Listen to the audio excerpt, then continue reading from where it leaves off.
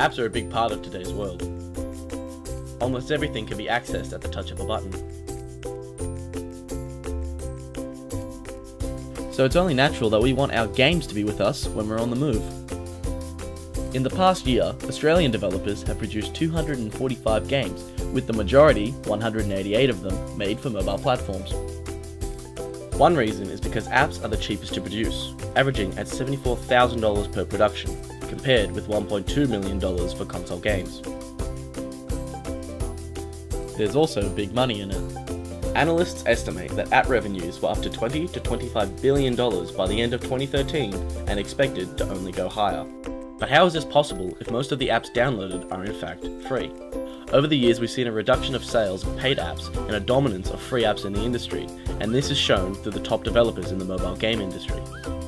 Zynga's Farmville, Cityville, and Frontierville generated $329 million in its first quarter.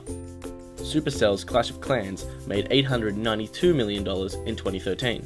And King's Candy Crush Saga made an astounding $6.5 billion.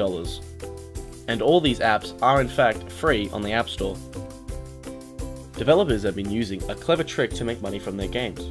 It involves a free-to-play model that can be upgraded to a premium version, or allowing in-app purchases for certain advantages within the game. The latter proves to be more successful.